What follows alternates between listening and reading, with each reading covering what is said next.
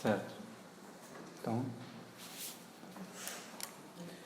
essa palestra aqui é para falar sobre este livro que nós estamos lançando pelo Centro São Miguel Arcanjo, e agradecemos ao Centro São Domingos Sávio por esse espaço, por essa plateia. Agradeço a todos que vieram aqui assistir e quem está assistindo também pelo canal do Centro São Domingos Sávio.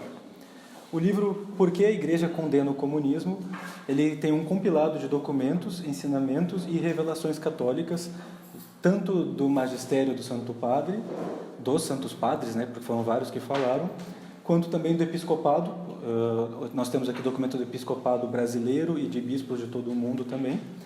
E na parte final do livro nós temos um compilado de ensinamentos de santos, de comentários em revelações, aparições de Nossa Senhora, comentários de místicos. Então é um compilado bastante completo. Ele aborda nessas três esferas, né, tanto da igreja enquanto pronunciamentos públicos, quanto aqueles mais particulares do episcopado, e também da igreja militante pelos santos e místicos. Foi feito através de um crowdfunding, nós fizemos pelo Centro São Miguel, e eu aviso a quem está assistindo que participou do crowdfunding, teve alguns casos de pessoas que fizeram a doação, mas não marcaram a recompensa. Então estão esperando pelo livro e a gente não sabe disso. Então quem acha que não recebeu o livro até agora porque não deve ter marcado a recompensa, entre em contato conosco, pode ser tanto pela página do Centro São Miguel, quanto pelo nosso e-mail, quanto pela minha própria página pessoal, Lucas Gelásio. Então é só falar comigo em privado ali, ou com o Centro São Miguel, e a gente vai atrás de vocês, pegamos o e-mail e enviamos o livro. Pegamos o endereço e enviamos o livro. Bom, para que a gente entenda a questão do comunismo, conforme foi dito no contexto do magistério, é importante a gente entender o contexto geral, o como era antes do comunismo e como passou a ser a partir do comunismo. Quando a gente estuda a formação das sociedades e a própria história da cristandade, a história do Ocidente, da influência do cristianismo no mundo, nós percebemos que a história da sociedade, da civilização, começa com uniões mais básicas, como a união entre um homem e uma mulher, a família, que é o núcleo da sociedade, até depois as uniões mais complexas, que são as do Estado. Uma sociedade começa a se formar, digamos, num período de anarquia em que acabaram as instituições, invasão bárbara ou alguma coisa nesse sentido. Aí a sociedade começa do zero, começa a partir das uniões entre o homem e a mulher. A união entre o homem e a mulher, ela é baseada principalmente na busca pelas virtudes do próximo, no seu parceiro. O homem procura a mulher mais virtuosa, a mulher procura o homem mais virtuoso. Dessa união surge a família, que é a primeira sociedade, a sociedade doméstica. Quando já temos algumas famílias consolidadas, elas começam a se aproximar, porque os homens precisam de ajuda no trabalho. Um homem não consegue fazer tudo sozinho, um homem é mais especializado em uma tarefa e outro em outra tarefa, então começam a surgir as sociedades econômicas de trabalho. E assim vai se agrupando pela proximidade do trabalho, vai se formando a cidade. E a cidade começa a precisar de leis, de juízes. Então, quem se destaca nessa parte da legislação, das regras, acaba se tornando um chefe daquela tribo, daquela cidade. E acaba se tornando um rei, ou no sentido menor, digamos, um cacique, alguma coisa num nível mais primitivo, né? Mas nós temos essas três formas de sociedade, a doméstica, a de trabalho e a de Estado, baseada inicialmente na busca pela virtude. Aquela família que mais se destaca é aquela que vai governar. Então surge ali a linha sucessória das monarquias e por assim vai. E foi assim na cristandade.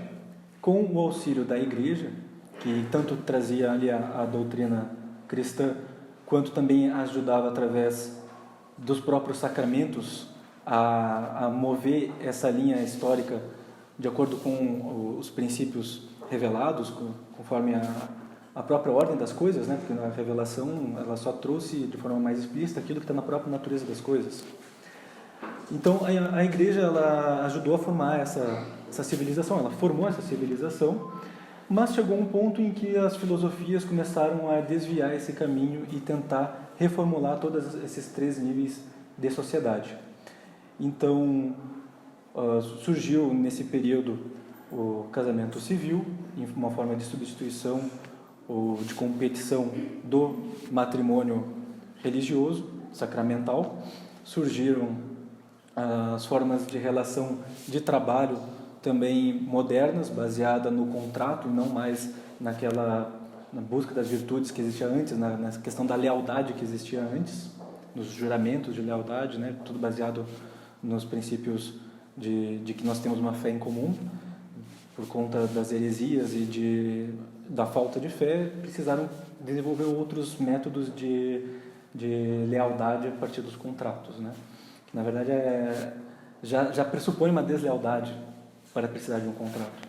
E também um novo nível de Estado surgiu a partir das repúblicas, das democracias, em que não existia mais aquela sucessão pelas virtudes de uma família, mas por uma pessoa em algum contexto que se destacou e acabou se tornando presidente, alguma coisa mais provisória, com um contrato de 4 anos, no caso do Brasil, para depois ir embora, passar a sucessão para outro. Então nós saímos de uma sociedade que era baseada na lealdade, nas virtudes, na moral, na religião, e viemos para uma sociedade que é baseada no contrato, na promessa.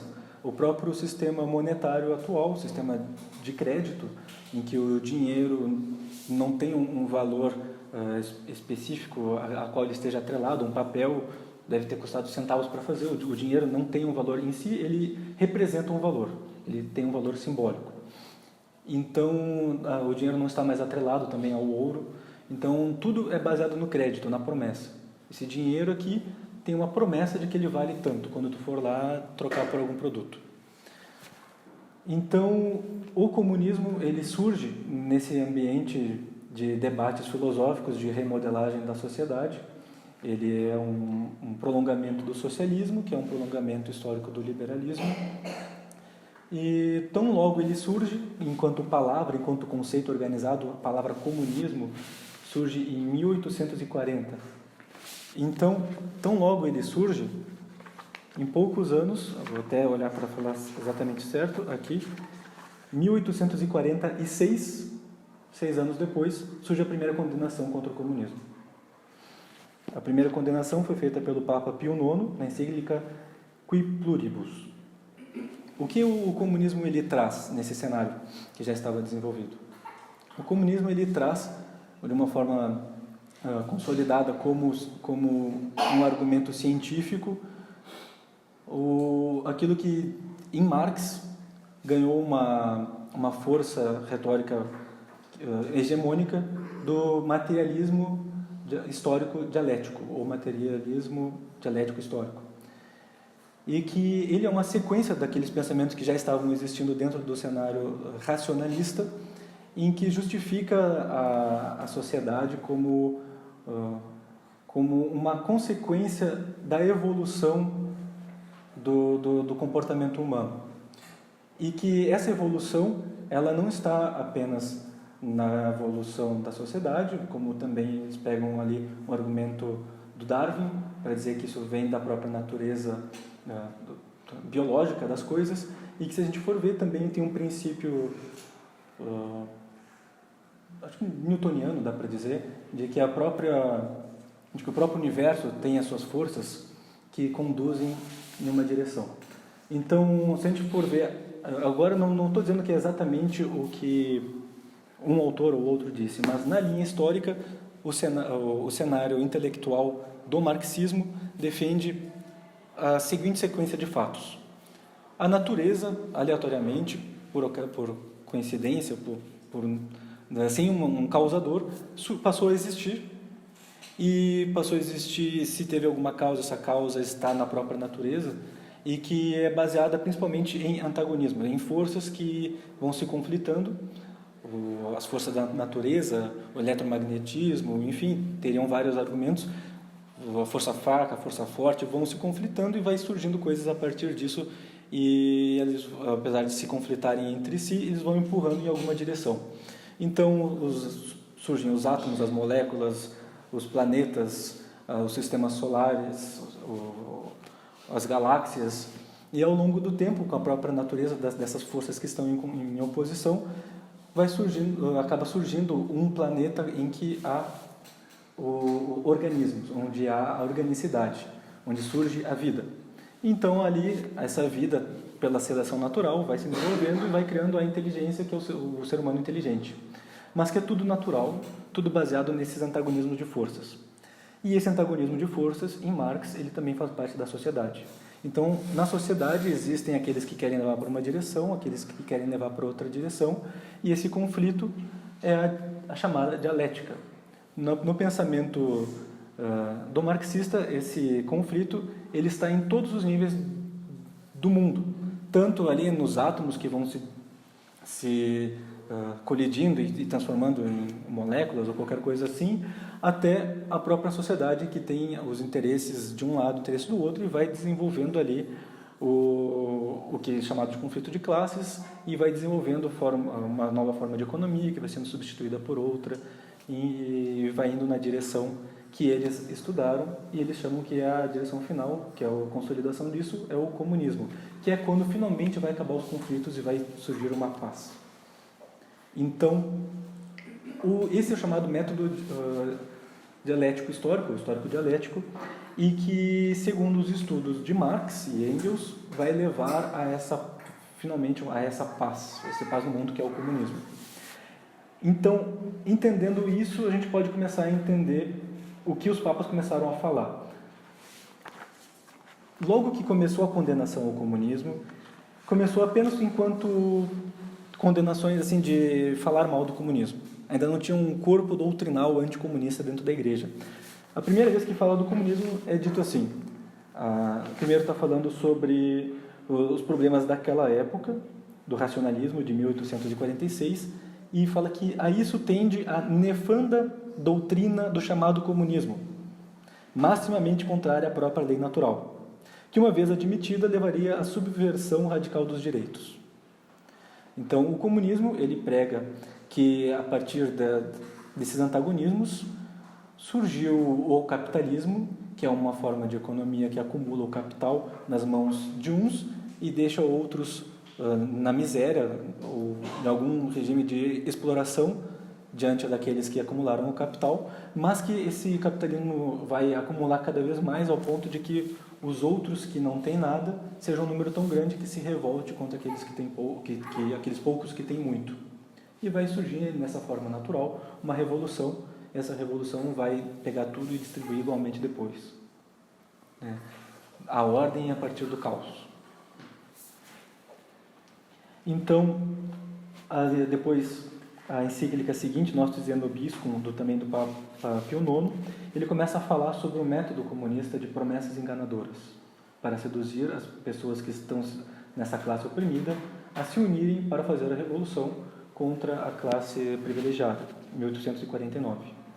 O Papa Pio IX ele fez ao todo 3 encíclicas e um apêndice de uma encíclica que também é considerado um documento separado, que é o Sílabus dos Erros, o Sílabo dos Erros.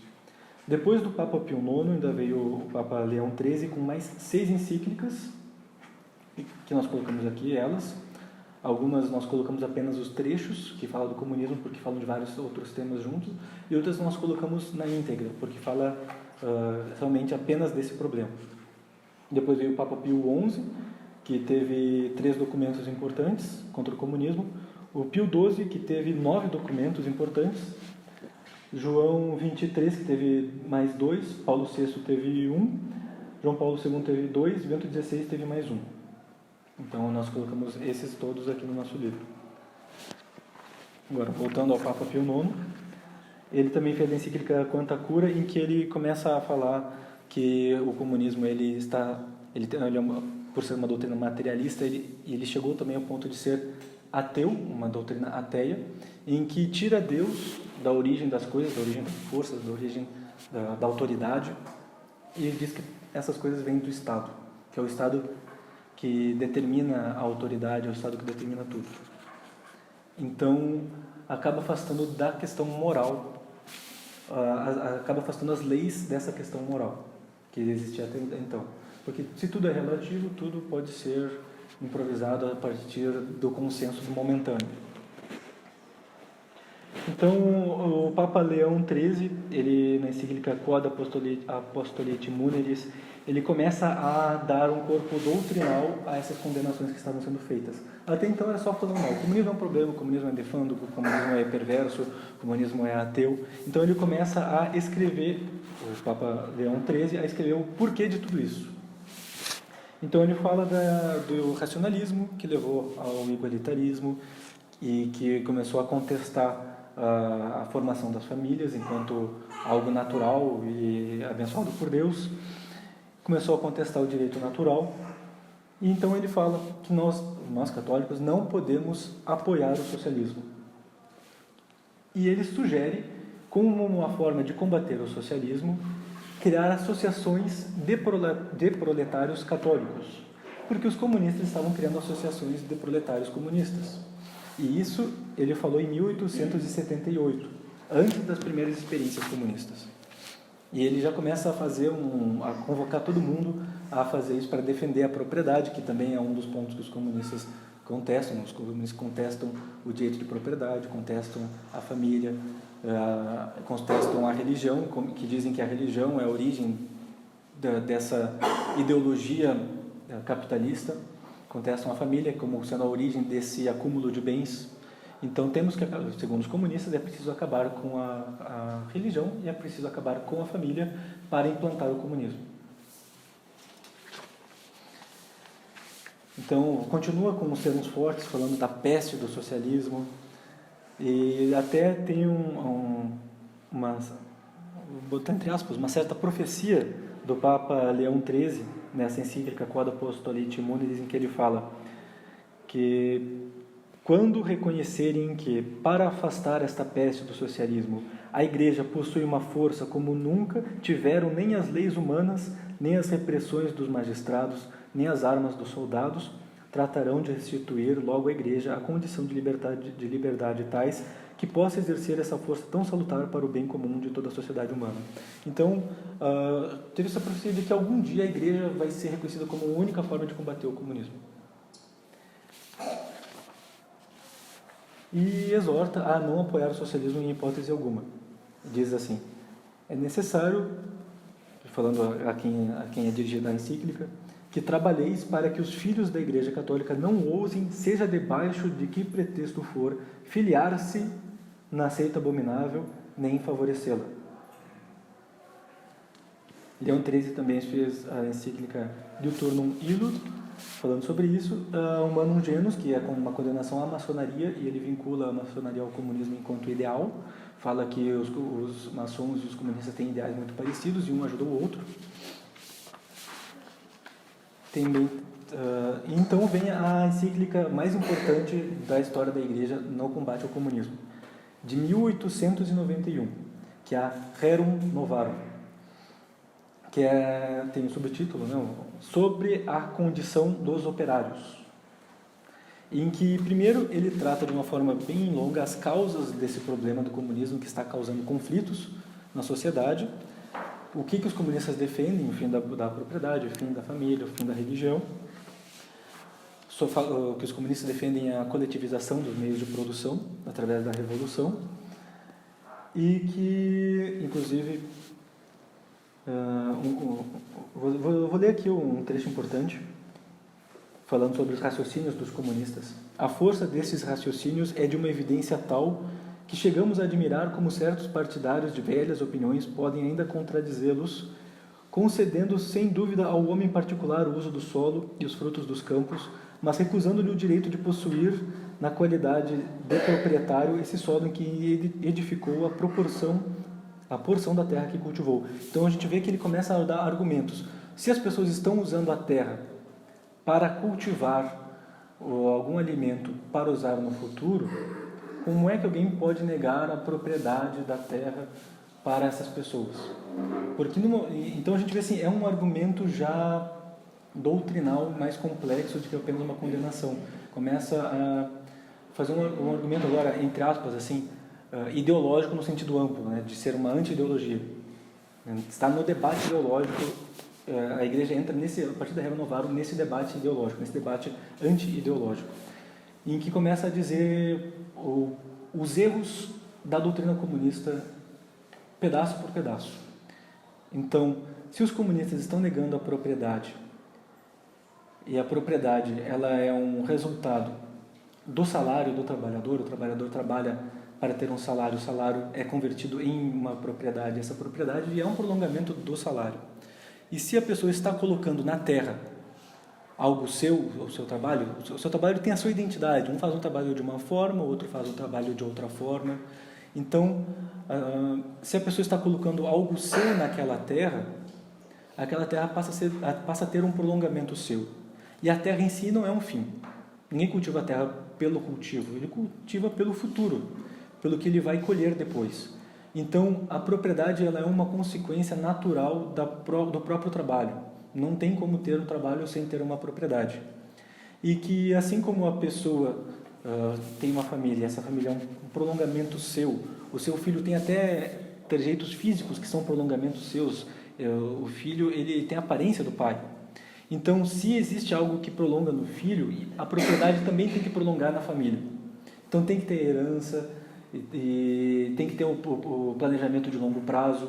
Então, a gente vai vendo assim, um corpo bastante forte de argumentos em defesa da sociedade enquanto existia até então.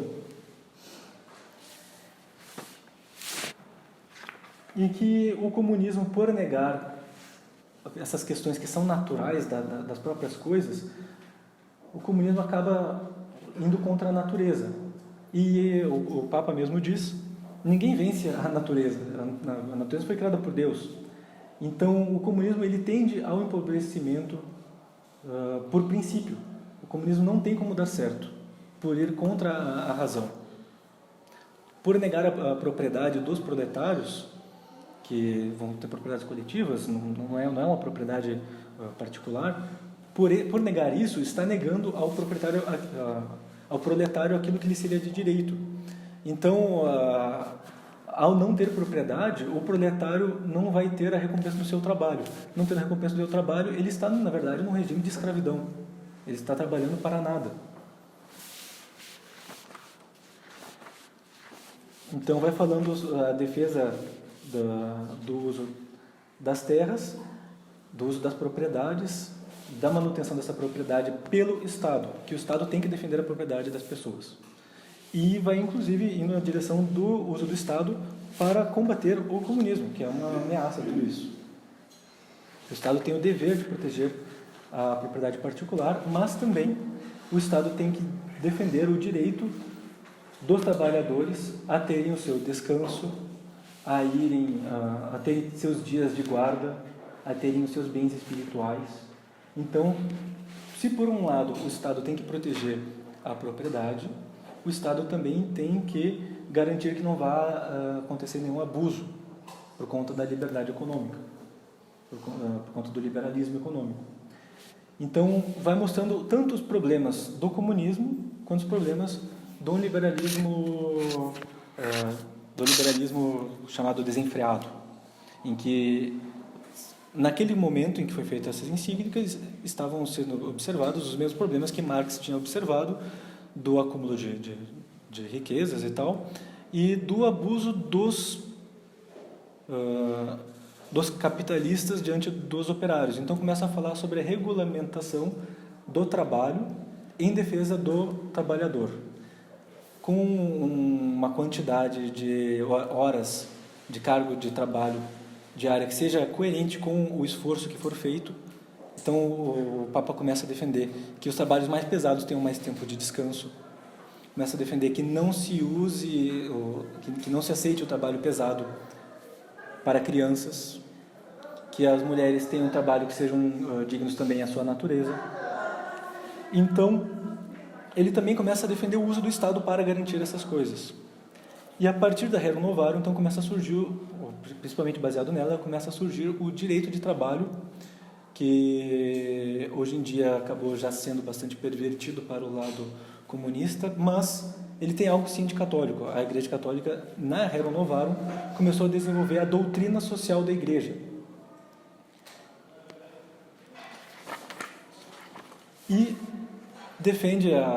prolonga aquele argumento anterior que falava sobre as associações de proletários, começa a defender aqui também de uma forma como uma exortação de se fazer um resgate às corporações antigas que existiam na Idade Média. Na Idade Média, naturalmente surgiram as corporações de trabalhadores especializados em uma área, que também é chamada de guilda, e aquilo ali ajudava tanto a preservar as técnicas de uma geração para a geração seguinte, quanto também a preservar uma boa remuneração. E quando era um regime de lealdade e não de contrato social, quando era um regime de lealdade antigo, a pessoa que ia trabalhar em uma área com alguém era considerado até mesmo como se fosse um membro da família. Então existia uma lealdade para quando o trabalhador se acidentava, se adoecia, tinha algum problema familiar, uma mulher ficava viúva, alguma coisa assim. Então a cristandade sempre preservou o trabalhador que estava nesse momento. Mas quando surge o Estado moderno, a economia moderna, isso não existe mais.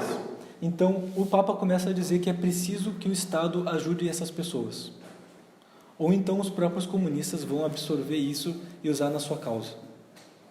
Então exorta aquelas associações, corporações que foram extintas com essa mudança de regime econômico, sem terem sido substituídas por nada, e que estavam sendo absorvidas pelas corporações comunistas, que deram a origem ao sindicato moderno.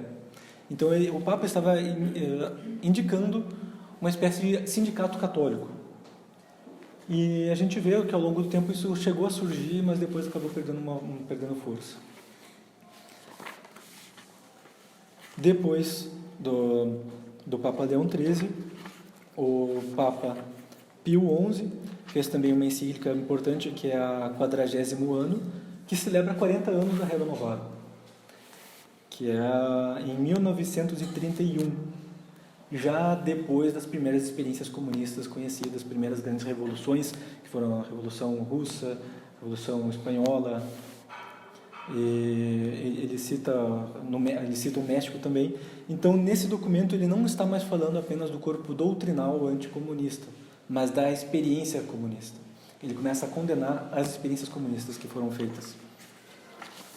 Então vai citando o morticínio, a perseguição aos religiosos, aos sacerdotes, o caos, né, o inferno na terra que os comunistas foram criando.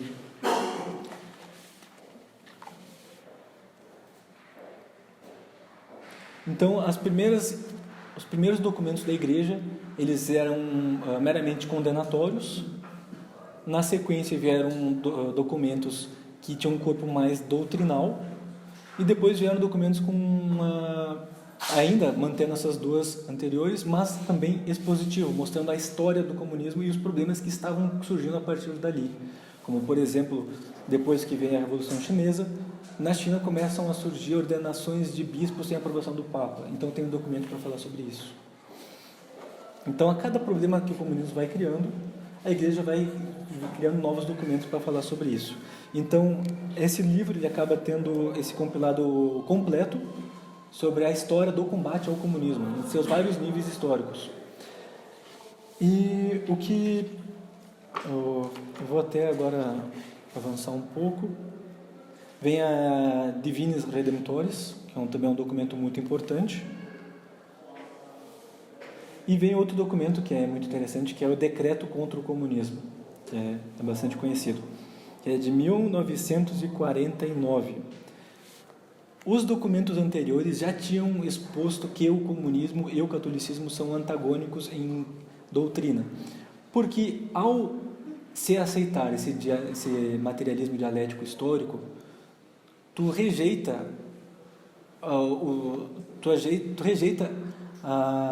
a camada espiritual da sociedade e da natureza, a criação. Então, ao se adotar o materialismo dialético, ao se adotar o marxismo, o comunismo, a pessoa automaticamente deixa o cristianismo.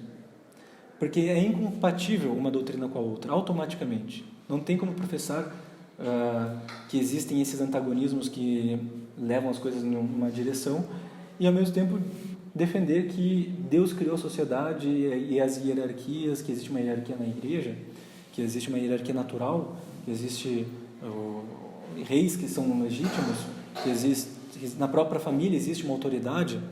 Então, se a igreja defende que existem autoridades, que existem hierarquias, que a natureza das coisas foi feita de uma forma perfeita por Deus para levar as pessoas até uma união com Ele através dos sacramentos, através da vida espiritual, que o próprio trabalho dignifica o homem, ao rejeitar tudo isso, tu rejeita a fé. Porque na visão materialista, o trabalho ele serve apenas para ter o bem material, que é a recompensa. Ele não dignifica a pessoa que está trabalhando. Que a submissão à autoridade não é uma virtude, mas uma exploração. Então, aquilo que a igreja sempre tinha falado vem na forma de um decreto consolidar esse pensamento de uma forma bastante resumida e incontestável. Decreto no direito moderno é algo que, a partir do momento que ele é promulgado, ele passa a ter vigor. Mas no sentido eclesiástico ele não é assim. Ele tem vários níveis, tem vários sentidos um decreto. O decreto pode ser tanto uma lei a ser estabelecida a partir dali, quanto uma exposição de leis, no plural inclusive, como também uma explicação da lei que já existe. Tudo isso aí, dentro da doutrina, dentro do magistério da igreja, pode ser chamado de decreto. Então, não é porque surgiu o decreto contra o comunismo que a partir dali o comunismo se tornou condenável. Ele, na verdade, só veio explicar aquilo que já tinha um século de condenações. Em 1949, o decreto. E a gente estava vendo que desde a década de 40, de 1800, 100 anos antes, já existia essa condenação. E desde o começo já dizia que era inconciliável. Então, o que diz o decreto contra o comunismo? Ele vem no formato de perguntas e respostas. Em primeiro lugar, é lícito aos católicos dar seu nome e prestar sua ajuda aos partidos comunistas? Resposta: não é lícito. O comunismo é materialista e anticristão. Com efeito, os chefes comunistas, inclusive quando dizem por palavras que não combatem a religião, na realidade, contudo, tanto pela doutrina como pela ação, mostram-se inimigos de Deus, da verdadeira religião e da Igreja de Cristo. Então, assim, mesmo que as palavras deles sejam, não sou contra a religião, nos atos eles estão sendo. Então, o segundo ponto fala sobre ser lícito difundir ou ler livros, revistas, jornais, etc., sobre o comunismo. E a resposta diz que está proibido, segundo o cânon do Código de Direito Canônico, que fala sobre o ofício da condenação dos livros, né, o índex da condenação dos livros, o Index Librorum Prohibitorum, só que acabou caindo. O índex não está mais em vigor. Mas, apesar disso, a revogação do índex revogou apenas aquela pena eclesiástica a quem descumprisse a lei do índex. Mas o índex ainda tem uma autoridade moral reconhecida pela igreja. A igreja diz, oficialmente, apesar do índex ter sido revogado, o que foi revogado ali foi a pena eclesiástica. Todo mundo que foi condenado por aquilo não está mais condenado, mas ainda tem vigor moral. O católico não pode fazer aquilo que estava ali proibido. Então, no terceiro ponto, fala: os fiéis que consciente e livremente tenham incorrido nos atos que tratam número 1 e 2, podem ser admitidos aos sacramentos? Resposta: não podem ser admitidos, em conformidade com o princípio geral de que se deve negar os sacramentos àqueles que não estão nas devidas disposições de recebê-los. E o ponto 4. Os fiéis que professam a doutrina materialista e anticristã dos comunistas, e principalmente aqueles que a defendem e divulgam, incorrem ipso facto na excomunhão reservada de modo especial à sé apostólica como apóstatas da fé católica? Resposta: sim, incorrem. Bom, como todo documento que tenta resumir a doutrina, ele tem que ser resumido em texto, surgem diferentes interpretações, discussões. Então, justamente por causa dessas diferentes interpretações, depois vem o dubium, que é para tirar a dúvida sobre isso. Mas vamos vamos falar sobre o que está nesse último parágrafo aqui. A gente colocou até na versão em latim para esclarecer exatamente o que quis dizer nos termos que estão aqui. Quando fala os fiéis que professam a doutrina materialista e anticristã. A palavra professam no latim é profitentur. Profitentur, a gente traduz como professar, até a palavra é a raiz, né, do professar, mas no latim não é apenas falar com a boca, é realmente agir daquela forma, é absorver aquilo ali e falar também com os gestos. O profitentur, ele tem um sentido mais amplo do que o professar. E até o materialismo dialético, como eu falei, ele tem todos esses antagonismos, ele defende a visão do mundo como esses antagonismos de classes, e inclusive, segundo o próprio materialismo dialético, de ideias. Então as ideias também estão em debate. E como as ideias estão em debate, as ideologias elas vão se substituindo uma à outra, vai criando um corpo doutrinal aqui, outro corpo ali. Então o próprio movimento comunista está aberto por princípios a se adaptar, a criar novos corpos doutrinais. Então o comunismo ele não é uma doutrina fechada, em que se tu condenar o comunismo do Lenin, tu acabou com o comunismo. Não, porque ele pode depois se adaptar de novo com Stalin, que pode se adaptar depois com Mao Tse-tung, que pode se adaptar de novo com a New Left, com Gramsci, enfim, pode ter várias variações do comunismo, e isso não vai contradizer o escopo inicial do comunismo, porque ele já parte do princípio que ele deve ser alterado. Então, a pessoa que professa a doutrina materialista anticristã, a doutrina materialista dialética histórica, a pessoa que está professando isso, ela está praticando isso antes do que discursando isso, porque o discurso muda. Então, essa condenação aqui, alguns começaram a interpretar essa explicação, alguns começaram a interpretar de uma forma mais ampla, no sentido de que a pessoa só vai ser apóstata se ela for também anticristã, se ela também for isso, também for aquilo. Quando tem uma expressão aqui que resolve a situação, que é o ipso facto, e que mostra, eu vou até ler para você como está no latim, no original está, segundo a nossa nota de rodapé, está escrito ipso facto tamquam apostate a fide católica, ou seja, pelo próprio fato de professar o materialismo, elas são apóstatas da fé católica. Não é se professam e também são apóstatas, não é se professam, elas são apóstatas.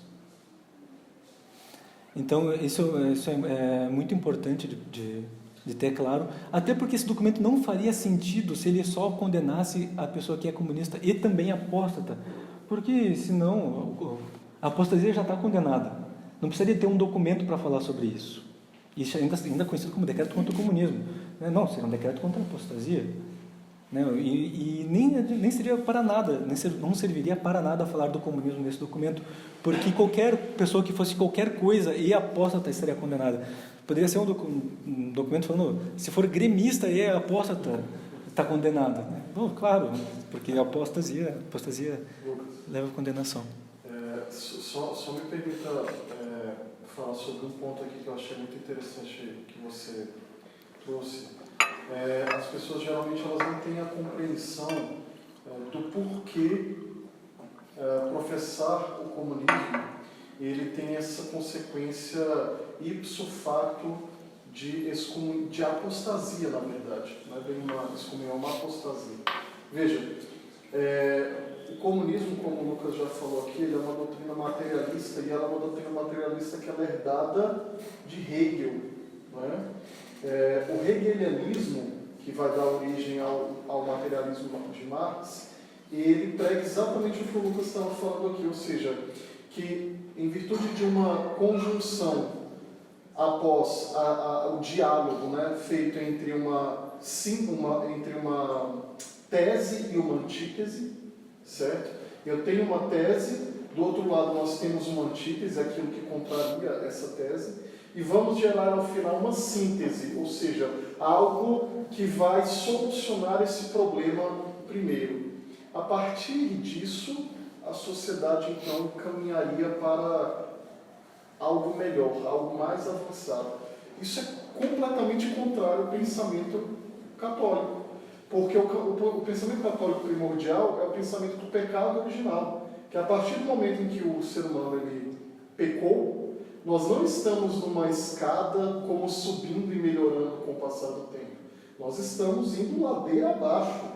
E se nós não tivermos a graça para nos sustentar como nosso Senhor Jesus Cristo fez com São Pedro, que o resgatou do fundo do mar para que ele pudesse andar sobre as águas, o fim do homem seria o inferno.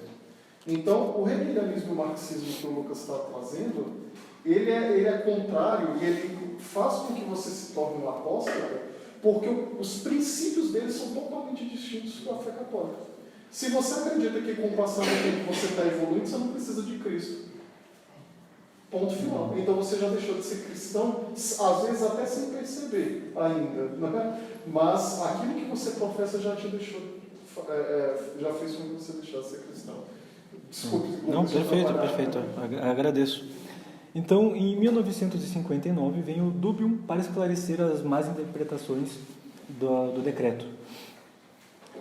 Que o Dubium ele foi feito por João 23 e o que consta nele, ele é bem curtinho, é o seguinte: foi questionado por essa Suprema e Sacra Congregação se aos cidadãos católicos é permitido, ao elegerem os representantes do povo, darem seu voto a partidos ou candidatos que, mesmo que não professem princípios opostos à doutrina católica e até assumam o nome de cristãos, na realidade ainda se associam aos comunistas e os favorecem por seu modo de agir. Está perguntando se aqueles que, mesmo dizendo assim, nós não somos anticristãos, até mesmo que se digam cristãos, né, mas se associam aos comunistas e ajudam os comunistas, se ainda assim, se nesse caso assim tão mitigado é possível ajudar os comunistas? E a resposta: negativo. Só. Negativo segundo a norma anterior. É isso. Porque não precisa mais. Né? Não precisa mais, né? Sim, então assim, não tem nem o que contestar para interpretar mal depois. Mas, então assim, a gente vê até nesses documentos mais recentes, depois que o comunismo surge enquanto um movimento político forte que vai dominando os países, começam a surgir debates sobre um comunismo mitigado, quando não é nem mais chamado de comunismo, é chamado apenas de socialismo. E que, se tem uma versão mitigada, a gente pode apoiar, se for assim, se não dizer que é anticristão, se disser que é cristão. E a igreja vai, ao longo de todas essas décadas, deixando sempre claro, não pode, nem mitigado, nem o mínimo. Por quê? Porque a doutrina não importa tanto. O materialismo, ele é, por essência, anticristão. Materialismo dialético. Então, assim, mesmo que eles mudem a roupagem da doutrina, façam uma coisa mais leve, assim, ainda assim não pode. Vem a encíclica também Mater et Magistra, do Papa João 23, em 1961, em que vai atualizando todo esse cenário, e comentando as anteriores, e falando os avanços que teve em alguns sentidos, os retrocessos em outros sentidos, na batalha contra o comunismo, as mudanças sociais, as novas dificuldades que a igreja estava enfrentando. E eu vou avançar já, porque eu já quero chegar aos últimos comentários. E a gente começa a perceber que ao longo do tempo a condenação ao comunismo vai ficando mais leve, vai perdendo a clareza que tinha antes, principalmente por conta da mudança de chave do estilo de documentos da igreja, que foi o Concílio Vaticano II. Mas antes de entrar no Concílio Vaticano II, passando um pouco ainda, nós temos no Papa Paulo VI a encíclica Ecclesiam Suam, que cita bem pouquinho, rapidinho assim, em 1964, o Código de Direito Canônico de 1983, do Papa João Paulo II, que cita ali o comunismo, na verdade cita associar-se contra alguma instituição que maquine contra a igreja, e daí está ali presumido que é o comunismo. E quem corre em excomunhão late sententia, quem favorece uma associação assim, late sententia é automática, né? Pelo próprio fato de fazer isso está excomungado. E vem a encíclica Centésimos Anos, do Papa João Paulo II, que é o 100º ano da Rerum Novarum, 1991, em que ele também faz uma atualização do problema. E por último, Bento XVI condena o comunismo de uma forma bem breve na Spe Salvi, que ele vai citando assim, o erro de Marx, que uma coisa que é bem interessante, que ele comenta que Marx falou da Revolução e tal, mas não falou o que aconteceria depois. Então os países que fizeram a Revolução, depois que tomaram o poder, não sabiam o que fazer e só espalharam o caos. Porque Marx mesmo não tinha dito o que eles deveriam fazer. Então, agora já entrando na parte final do livro, o episcopado brasileiro fez uma condenação em 1937, muito interessante, em que resume todos esses problemas do comunismo que estão nos documentos da igreja, e foi assinada por um número muito grande de bispos. Até eu vou mostrar para vocês assim, uma página inteira só com nomes de bispos, assim, sem nem espaço entre eles, né? Então, era um consenso, né? Hoje em dia que teria menos com essa audácia, assim. Então, vem o Concílio Vaticano II. Em 1964, houve durante as reuniões do concílio, teve uma petição de 213 padres conciliares, que eram bispos que estavam ali opinando no concílio, que assinaram uma petição para que o comunismo voltasse a ser condenado, para que não enfraquecesse, porque o maior mal daquela época era o comunismo. Então era preciso falar sobre isso, porque estavam morrendo multidões, milhões de pessoas por causa do comunismo, então era preciso condenar. Imagina, um concílio é algo que acontece a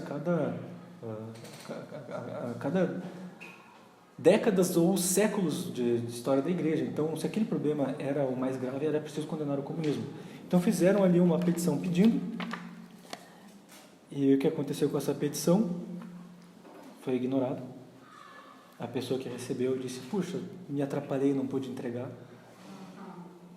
Depois teve uma outra petição de 435 padres conciliares, né, são bispos, em outubro de 1965, reforçando esse pedido para condenar o comunismo, inclusive com uma proposta textual, assim, vamos publicar esse texto aqui na Gaudium et Spes, condenando o comunismo, dando os detalhes e, assim, aqui no livro ocupa um pouco mais que 2 páginas. E eu vou ler só um parágrafo para mostrar assim, o quão completa era essa condenação. Com efeito, partindo da negação da existência de Deus e de qualquer ordem religiosa, sobretudo sobrenatural, o comunismo foi levado, por necessidade lógica comprovada pela história, a recusar de muitos modos os próprios princípios fundamentais da ordem natural.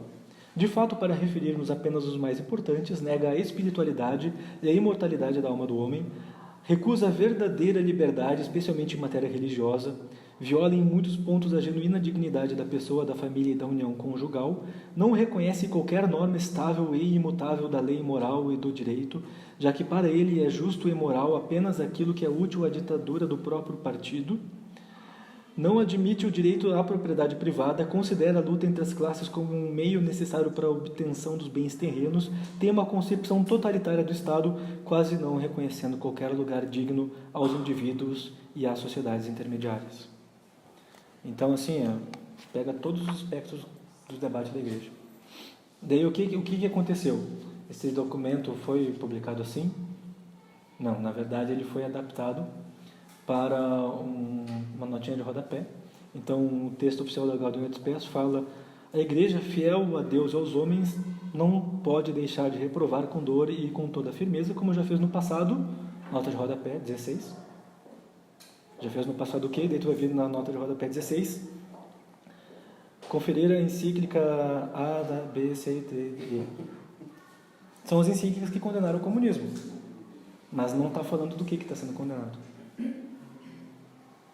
Então, infelizmente, o Concílio Vaticano II não se expressou como deveria a respeito do comunismo, e a consequência que a gente viu logo depois foi, dentro da própria igreja, muitos padres assumindo a teologia da libertação, que é o corpo comunista infiltrado dentro da igreja, com uma linguagem aparentemente religiosa, mas sem todo o aspecto espiritual que deveria ter.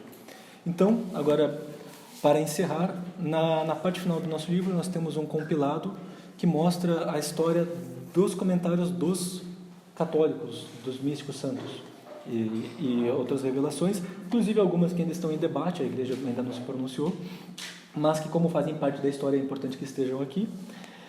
E o mais interessante é que a primeira condenação em revelação contra o comunismo, de uma forma expressa, é de 1847, pouco depois da primeira encíclica, que é a Irmã Maria de São Pedro.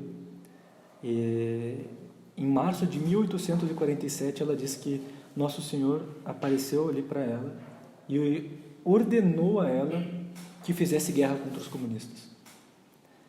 Que ele disse que eram inimigos da igreja e de Cristo. E dá até uma oração para rezar para combater o comunismo.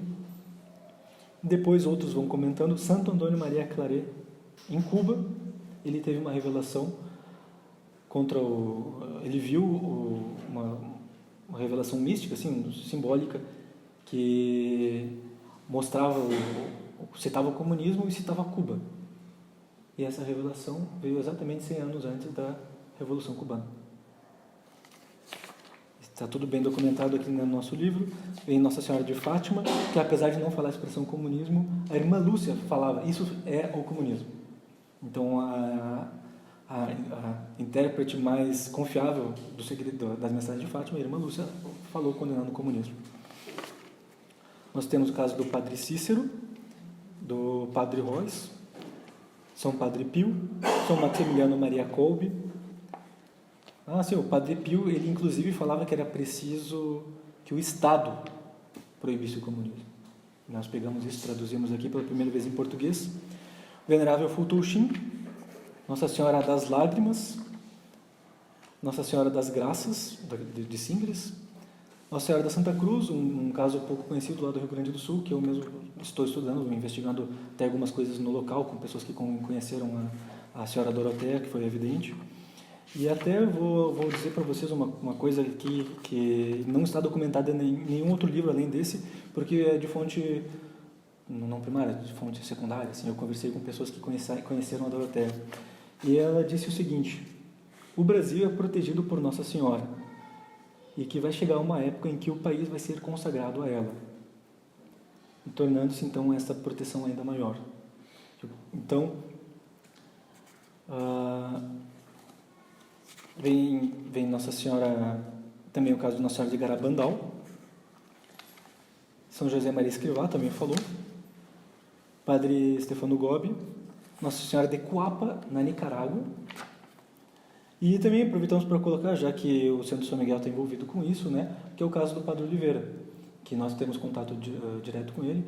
Eu especialmente, estou sendo o porta-voz das mensagens que ele recebe, e que ele também viu algo que envolve o comunismo, que é aquela questão da bandeira do Brasil se manchando de vermelho, sendo limpa, que Nossa Senhora depois vem e limpa, né? E até ele viu isso acontecendo ali, na cena, ele viu 2022 e 2023 passando enquanto Nossa Senhora vem e limpa a bandeira. E, bom, ele só viu nesse sentido místico, a interpretação só vai ficar clara quando a bandeira ficar verde e amarela de novo. Mas a gente vê que nesse ano, 2022 e 2023, veio à tona a devoção de Nossa Senhora das Lágrimas. E na visão dele, Nossa Senhora, quando eu vinha jantar a bandeira, estava derramando lágrimas, antes de pegar a bandeira. Então, assim, arriscando assim, uma interpretação, pode-se dizer que essa revelação que ele teve em 2020 antecipava esse retorno da devoção de Nossa Senhora das Lágrimas. Não exatamente, isso só ficou claro depois que veio a devoção de Nossa Senhora das Lágrimas, que veio à tona em 2022 e está crescendo em 2023. E a devoção de Nossa Senhora das Lágrimas, que até eu tenho no meu bolso aqui a coroa das lágrimas, tem como promessa a derrota do comunismo, a conversão dos comunistas também. Então eu termino exortando a todos para que nós rezemos a Coroa das Lágrimas, em família, em casa, né, que a gente convide as pessoas a rezar junto conosco, para enfrentar esse terrível mal. Porque também não adianta a gente só aprender os argumentos contra o comunismo, porque a gente sabe que esse mal é principalmente espiritual, que é orquestrado pelos demônios. As revelações aqui falam disso. E então, nós não vamos vencer sem recorrer a Nosso Senhor Jesus Cristo, a Virgem Maria. Então, eu convido a todos para que a gente reze, porque Nossa Senhora prometeu vir em nosso auxílio. Ela ama o Brasil, ama todos aqueles que estão vinculados a ela, e em Fátima ela prometeu que seu Imaculado Coração iria triunfar. Então, se nós estivermos unidos a ela, nós vamos estar no coração dela e nós vamos triunfar também. Muito obrigado.